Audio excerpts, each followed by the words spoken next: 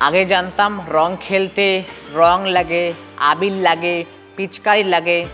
এখন দেখি না, রং খেলতে গার্লফ্রেন্ড লাগে, বয়ফ্রেন্ড লাগে। আচ্ছা, এটা কি রং খেলা নাকি রং লীলা? খেলবো হোলি, রং দেব না, তাও কখনো কখনো হয়। কিন্তু খেলবো হোলি, মাল খাবো না, এটা কখনো হতে পারে না। হবে নাকি একটু? এখনকার ছেলেমেয়েরা হোলিতে রং খেলার জন্য নতুন জামা কাপড় কিনে আনে, আর আমরা যখন ছোট ছিলাম হোলিতে রং খেলার জন্য বাড়ির সব থেকে নোংরা ঘর মোছা জামা প্যান্ট পরে রং খেলতাম।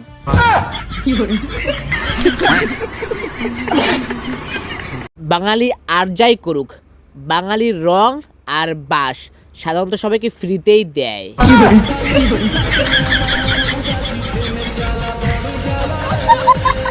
প্রেম করা আর রং খেলা এ দুটো প্রায় একই, মানে এ দুটো শুরুতেই ভাল লাগে, পরে প্রেম ভুলতে আর রং তুলতে গার ফেটে যায়।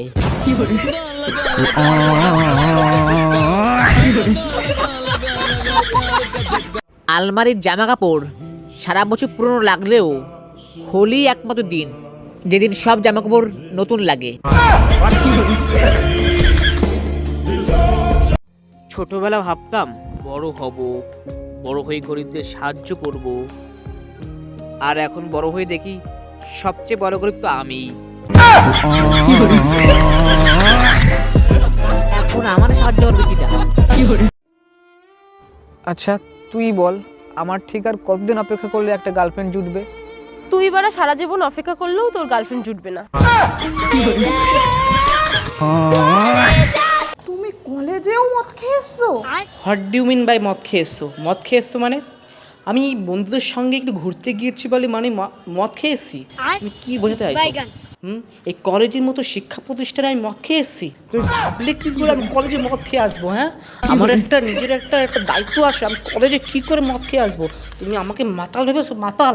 কলেজে মদ খেয়ে আসবো? হ্যাঁ, তুমি রাগাবারা কিন্তু আমাকে।